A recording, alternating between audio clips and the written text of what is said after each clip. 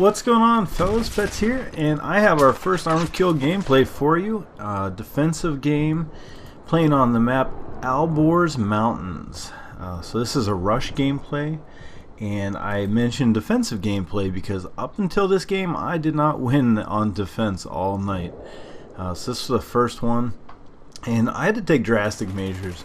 I'm actually playing solo, and the reason is a lot of people on my friends list just don't have premium. And even if they do, this is, you know, the first evening that Armored Kill's out. It's a weeknight. I play with a lot of people that have to work and stuff, so it's understandable.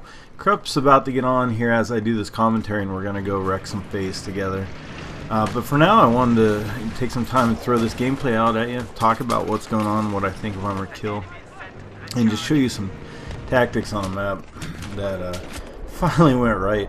On attack, we won every time. It was completely an easy win. On defense here, I mean, it was tough. This map we attacked on before this. This is the coolest map when you get to the end. It is just, you go up these narrow roads into the mountains, and it's so difficult. And I had this clutch BMCOM plant, and I forgot to record it, so I don't have that. But it was really, you have to go up a tower, kind of like, it's really hard to get to. So anyways, I'm looking for the guy that had just shot me, that was laying there with a silencer and bipod, and I was kind of pissed off. And I was like, I'm gonna go find this guy before he gets someone else, not realizing I'm pretty far out of the action. And to my luck, all their vehicles spawn here after they take the MCOMs. So I'm getting ready to light up the Amtrak, and I see their tank destroyer spawn, and no one's around. So I grabbed the rear one, thinking I can shoot the one in front of me and get it out of there, since I can't take them both. Well, my squad mate spawns on me, I think, and we end up grabbing them, both of them. I just unlocked the LMG, and it ends up being perfect. So we take out the Amtrak, and we start rolling up to catch up to our team behind the enemy. At times I may think this is a cheap tactic, but I'll tell you what, it is so hard to win a rush defense. You do whatever you have to do, because it is just, man, it was frustrating. So I catch this whole squad running up off guard. This is a really cool kill feed. I just come through and light these guys up. They don't even know it hit them. And you see this a lot when a game's new. It's part of the excitement with a new game, like the unknown. Like, you can be in weird spots that you're not familiar with, and get away with stuff. You know, after a game's been out a long time, everyone knows the spots and the lanes and stuff to shoot, and it's you know, it takes a little bit of that excitement out of it. So I love new maps and game modes and stuff, because when they first come out, they're so exciting. The unknown is really exciting. So for that alone, Armored Kill is a lot of fun. I'm glad I have it so far. I have been rolling solo, which has been really frustrating, but that's just Battlefield. So basically, I grab this tank destroyer, and I pull it, get it back up to our base alive, and I'm looking at the radar, and I don't think my squad mate has much luck. But they do. I think they have the gunship on this, and I mean, there's just so much firepower that the attackers get. For us to steal this vehicle is just so helpful. And I'm thinking to myself, I gotta keep this alive. I'm on an island right now. My teammates are nowhere near me, and their entire team is hitting this flank right now.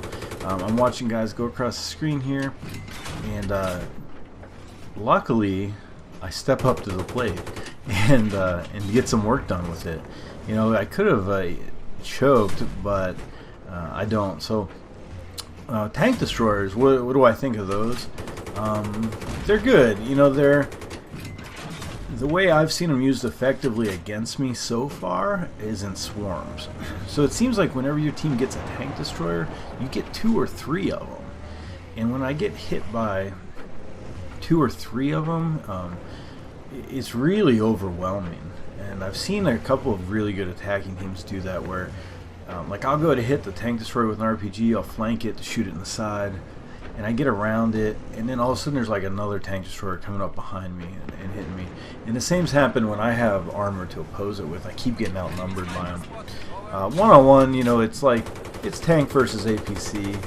I haven't quite decided yet if the added firepower gives it an advantage. I did just unlock the high, I don't know if they're high explosive or the T-shells, They look like the T shells, but they might be the high explosive shells. So they kind of give you an anti-infantry, anti-armor balance there. Now that I think about it, I think they are the high explosive shells. So I think that'll be a really useful upgrade.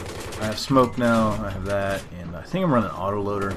I'll definitely run proximity scan, especially on rush. All of these maps so far that I've played have had really confined areas around the MCOM when you're trying to attack or defend. You know, you think you're gonna roll your tank in there, and without proximity scan, I'm getting dropped like crazy. And I don't know if it's because they call it armor kill, but everyone has an RPG or a javelin. Everyone. Like I've hardly seen anyone playing a class other than engineer, and they're all just, I mean, excited to kill tanks. I'll tell you what, because I've had a few tanks go down really fast. The gunship, the AC-130, not a whole lot of time in that. It seems like people are really eager to get in it. Spend some time in a jet. Oh man, I get lucky on this guy. He must have hit a mine, and luckily, quick thing, you know, jump out and repair. But he must have hit a mine to let me get that kill, or else I was toast. I didn't see him coming, and that's where the proximity scan I think would have helped. But what's that talking about? Gunship. There's usually a line for it. I got in a couple times and got shot down real fast. Whoever my other gunner wasn't really protecting it, and Nate and I, Wretched Quick and I were talking. Look at that shot. Bam! We were talking.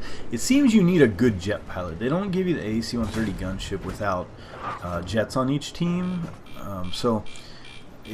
I was playing on another map, and the enemy, the defending jet pilot, he was suicide ramming the AC-130 anytime he could, just because it's such a threat. And he made it his mission. Like, he didn't care. I went up in our jet to try to defend our AC-130, and I did a pretty good job, but he didn't even come after me. He didn't care about me. His job was, look, I'm taking down the gunship, and that was really the right approach. It's an interesting balance because the Stingers will drop the AC-130 pretty fast, but you need quite a few guys doing it, or else they have time to take you out. And ironically, though, that leaves you without RPG fire. So DICE did a pretty good job balancing that, I think, in that if you want to be able to take down the AC-130, you have to really sacrifice taking out other armor. So far, C4ing tanks hasn't been easy with the map design. I'm sure it will get there, but Wretched was trying to do that and struggling a little bit. It seems that RPGs are pretty effective in numbers. Again, you know, but that speaks to the team-based aspect of it. Anyways, it's been really good so far. This map, like I said, when you get further up towards the last set, is really cool map design. So, so far all the maps have looked a lot better than well, definitely in close quarters. Probably better than Karkin. You know, is good or better than Vanilla. I think at least like just layout and aesthetics. Balance-wise, that obviously yet to be seen. I didn't even know I was getting shot there by that Thunderbolt. I think they buffed the gun on that because I was crushing tanks with the Thunderbolt. Got crushed by it. So that thing is definitely a threat. I think it's going to turn into, as we run with a squad, which I look forward to bringing you guys some live squad stuff. I think there's definitely going to be a designated Stinger guy in our squad. And that's just going to be so useful against the gunship, against the enemy jet. And there are quite a couple of maps with the attack choppers in them. I was doing pretty good with them on that. They're pretty open maps, and they give you a real opportunity to be offensive. So I think that'll be pretty interesting. And definitely bring you guys some chopper gameplay if I can. They've really nerfed the choppers, so we'll see how that works out. But yeah, the Tank Destroyer, I'm halfway through leveling it already after just a couple hours, and look forward to getting all the unlocks and working out some good tactics for it. But I thought this was pretty beast gameplay to show off Armor Kill. I know you've seen some PS3 footage already, but to be honest, I've watched a lot of it and it's not that great. So not being arrogant, not saying this is great, but there's definitely better footage to come from us and from some other guys playing. You know, I just think there's more that can be shown, and tactics-wise, you know, we're the place to go for that. We're going to be bringing you guys a lot of breakdowns and tips and tactics videos, and a lot of live squad stuff showing how we work together. So that'll be here soon. Anyways, this is going to be really a good release, I think. So hope you guys enjoyed the game, and we'll be back with some tactics videos soon.